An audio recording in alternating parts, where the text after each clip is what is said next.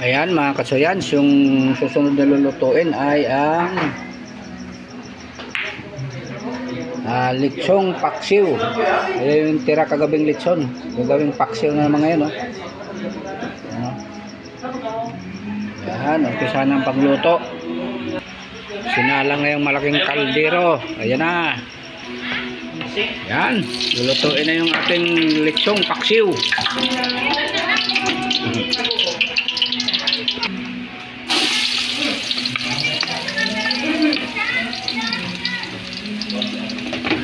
Talagang karamihan, una talaga yung bawang, Bawang talaga yan. Totoo naman talaga yan. Pag may nagmamagaling magluto, inunin yung sibuyas. Hindi ba tayo marunong yun? Totoo talaga yan. Oo, totoo talaga. Hindi naman talaga, hindi sa nagmamagaling. Bawang talaga una, Pag yan nagmamagaling sa pagluto, pag inuna yung sibuyas, hindi yan. Hindi perfect yan. Dapat lagi muna yung bawang. Kasi yung bawang, hindi brown mo yan eh. Ano yung pinaka-sauce niya? May halo na yung yung suka at saka toyo. Ayan, sama-sama na yan sila. Masama na. Ayan sauce pa lang talagang malasa na Pampalasa talaga ng lechong paksiw si Mang Tomas.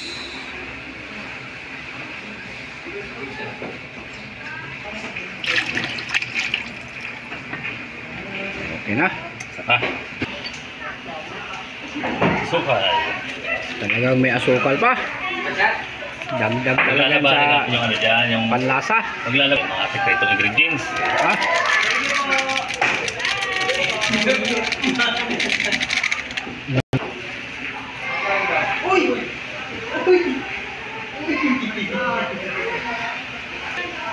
Ayan, may bitsin pa. Lagi kasama sa pagluluto talaga to. Hindi nawawala to. Ganun lang pala paggawa ng lechong paksiw.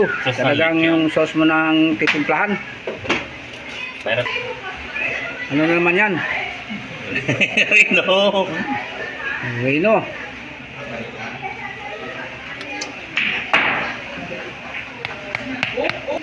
Yan ang magpapalapot sa sa sabaw.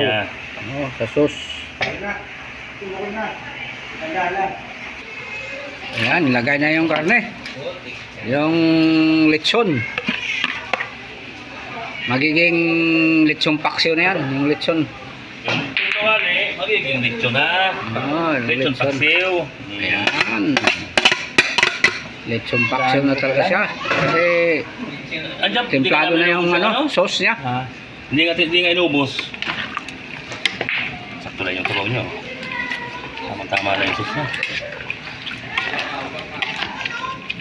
Pag kumulok to, dabis na to. May malalaki pa ka? Sauce niya. Ayan, pag kulo yan, tapos na. Ayan. Masarap na? Ayan na, ano nang nangyari? Okay na. Naku naman talaga.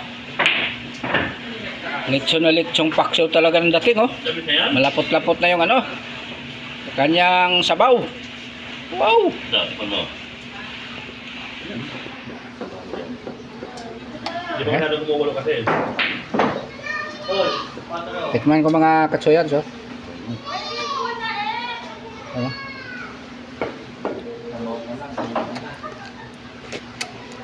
Wow! Ayan na yung finished product natin sa ating lechong paksiw. Talaga naman. Sa purma pa lang talagang malasa na. Okay, salamat sa inyong pagpanood. At huwag niyong kalimutan mag-subscribe sa YouTube channel ni Katsoyans Vlog. Magandang tanghali po sa inyong lahat.